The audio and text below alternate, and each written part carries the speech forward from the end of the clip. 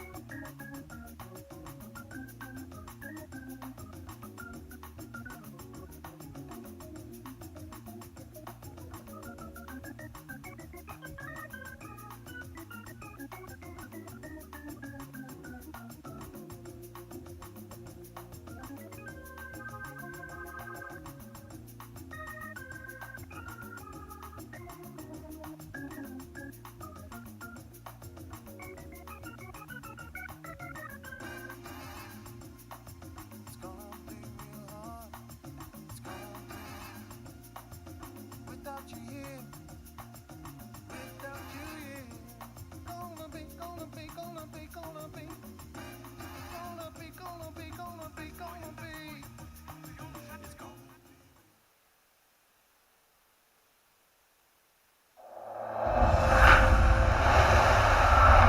For a world riddled with conflicts, pandemics, terrorism, natural disasters and wars. For a world in need of urgent action. Our age of uncertainty is now fueled by yet another crisis, the crisis of truth.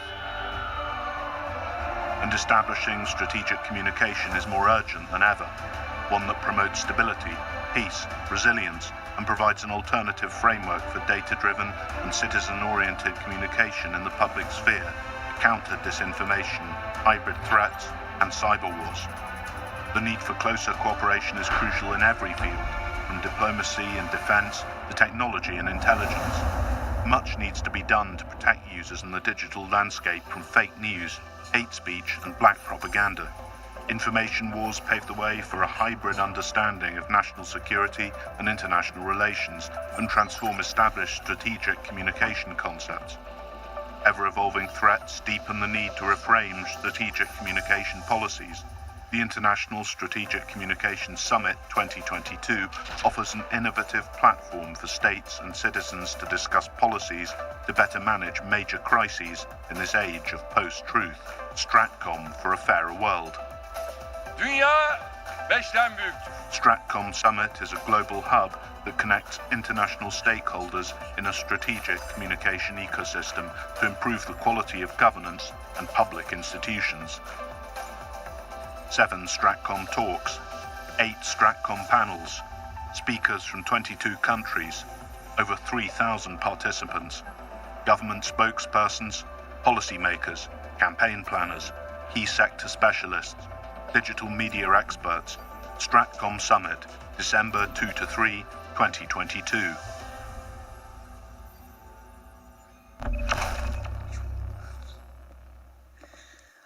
Welcome back, everybody. I hope everyone has retaken their seats because we have a spectacular speaker coming up next. You may have been able to enjoy some of the YouTube installments that are here just outside the auditorium, because the head of YouTube partnerships is Timur Altaf, and he'll be our next speaker to again address an issue of uncertainty, as most of our panelists have drawn into their presentations today. But this is behaving responsibly in the age of uncertainty and prioritizing user safety. Ladies and gentlemen, Timur Altaf. Thank you. Can everyone hear me okay? All right, good, okay.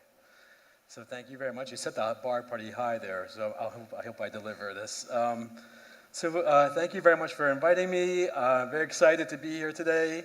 At this conference, we are discussing major challenges impacting the digital world in the age of uncertainties and efficient ways to respond to them. At YouTube, we face such challenges too. And I'm going to speak about the paths we've developed and keep investing in which help us overcome these challenges to the benefit of our creators, our users, and our community. First, I would like to give you an overview of what YouTube is today and how it helps countries to prosper. YouTube acts as an intermediary between three core stakeholders: creators, users, and advertisers. Therefore, it's a critical catalyst for the creative economy. Our creators and partners who started uploading their ideas and sharing their creativity from a webcam are now next-generation media companies with incredible impact. In the past 2 minutes since I've been on this stage, maybe not 2 minutes, let's say a minute, more than 1,000 hours of videos were uploaded to YouTube. This is such an astonishing number and shows the impact and value that we create together. Over the last 15 years, YouTube has grown from a small place where communities formed connections around common interests into a bustling and energetic global platform with over 2 billion users, monthly users. And this transformation comes with its shares of challenges and opportunities. YouTube continuously works on supporting our creators, helping them to find new audiences, build growing businesses, and supporting their livelihoods. Globally, we've paid over $50 billion to creators over the last 3 years, and this is just an astonishing number.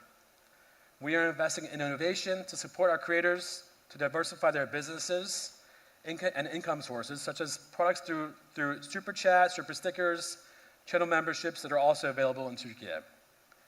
With the coming on monetization of Shorts, we are going to be a game changer again to support the creative economy. Through sharing their work on YouTube with global audiences engaging with their fans, YouTube creators are building thriving businesses on the platform and empowering the creative ecosystem in their respective markets. According to a recent study by Deloitte, YouTube is the second most visited website after Google search in Turkey, and the #1 video platform that's accessed from a wide variety of devices. YouTube has reached over 45 million users in Turkey, and each user watches 45 minutes of content on average every single day. Users in Turkey are also defined as a very important useful platform for learning, education, entertainment, and intellectual development. A survey by Ipsos reveals that 92% of respondents say that YouTube is the first place they go when they want to watch something. Another research study by Deloitte in 2022, this year, the majority of the respondents claim that they started to follow the news and media with YouTube. They also believe YouTube plays a big role in increasing their knowledge of arts, literature, and history. Also, I'm very proud of this, there are more than 43,000 channels on YouTube in Turkey. These include channels that introduce our rich culture and export Turkish dramas such as Muhteşem Yüzyıl, Magnificent Century, in different languages to the international community. We are proud, super proud, that we're contributing to Turkey's tourism, spread of our rich cultural legacy, and worldwide recognition of local talent in this way. So, shifting to responsibility. The creative economy that we're talking about here flourishes thanks to the concept of openness. We created a platform that is open to anyone who wants to have access to information, to learn, to work, and to entertain. At the same time, core to our platform are our community guidelines. Our core responsibility is to protect the YouTube community from harmful content while preserving the positive power of openness. This is why we've been investing significantly over the past few years in teams and systems that protect YouTube and its users, and we're making incredible progress. Responsibility is our #1 priority, and it's infused in everything that we do. Our approach to making YouTube safer is driven by 4 responsibility principles that we call our 4 R's. Remove content that violates our policies, reduce the spread of harmful and borderline content, raise up authoritative news and information, and reward our trusted creators. It's important to note that removing content is only one part of what we do to tackle complex challenges. It's the most visible part, however, but our levers go way beyond that, such as our focus on recommendation systems to ensure that we're reducing the supply of borderline content. And let's dive a little bit deeper into this. We remove content that violates our community guidelines, which means policies that draw the line between what content is acceptable to upload and what's not. We are improving these policies, hiring thousands of people working with experts in investing in machine learning. Our policies cover a wide range of issues from child safety and graphic violence to spam and hate speech. Globally, between July and September 2022, YouTube has removed over 5.6 million videos for violating our community guidelines, compared to 6.2 million videos last year. A great example of this is our actions around COVID. We removed misinformational content with false allegations about approved vaccines. This included content that falsely says that approved vaccines cause autism, cancer, or infertility, or that substances and vaccines can track those who receive them. Moreover, this year we started reporting misinformation videos globally in Q3, where we removed over 120,000 videos in this category alone. It's worth noting that problematic videos only represent a fraction of 1% of all the content on YouTube. Second, we raise up authoritative voices on our platform, launching many new features to do so. YouTube elevates high-quality, trustworthy content from authoritative sources, such as public health authorities, news organizations, learning institutions, and search results and recommendations. We educate and empower users to improve their ability to navigate information online. We just launched a media literacy campaign called Hit Pause, a multi-year campaign which will teach viewers in over 70 countries to become better critical thinkers and more digitally responsible. The campaign was also launched in Turkey as well. And during the pandemic, this is one of my favorite projects, we partnered with the local health organizations such as the Ministry of Health in Turkey and raised their authoritative content of COVID-related search queries. We also created a video series which popular Turkish YouTubers conducted interviews with the Ministry of National Health Science Council experts to address the frequently asked questions on COVID-19, vaccines, and concerns of vaccine-hesitant groups. Third, we reduce the spread of borderline violative content. We're working to reduce the spread of content that brushes up against our guidelines, but that don't necessarily violate these guidelines, which we call borderline content. Starting in January 2019, we launched a series of changes to our recommendations engines to limit the spread of harmful misinformation, low quality, and borderline policy violative content. Similar to removing violative content, these actions aim to benefit the platform as a whole, reinforcing YouTube as a place where users can engage with safe and high-quality content. And fourth, this is why a lot of YouTubers come to the platform, right? We reward trusted creators and content that meets our highest standards for monetization. YouTube has over 10 sources of revenue that we share with our content partners. In 2018, we raised the standards of which creators to be able to earn money on YouTube. We now require 1,000 subscribers and 4,000 watch hours to be eligible for monetization through our YouTube partnership program, which we call YPP. We recently added new requirements for our short-form content partners that will start monetizing on the platform early next year.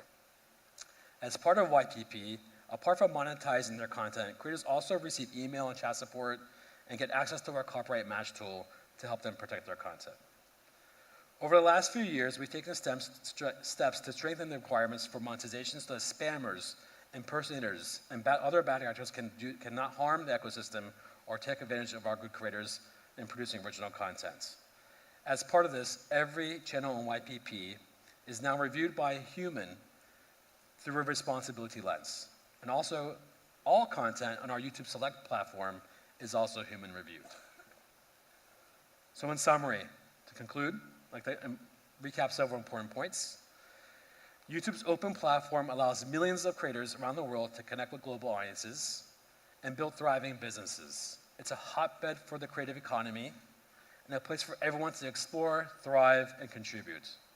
To protect this openness, YouTube's #1 priority is responsibility. Problematic content represents a fraction of 1% of the content that's on YouTube, and we're constantly working to reduce this even further while raising authoritative content that provides the best and safest experience for our users. And as you've seen, we built a robust process to ensure responsibility approach and to help enhance user safety and sort facts from fiction in these uncertain times. Thank you very much.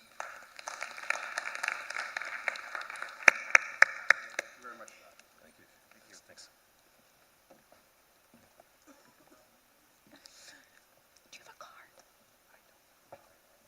1, 2? There we go. Okay.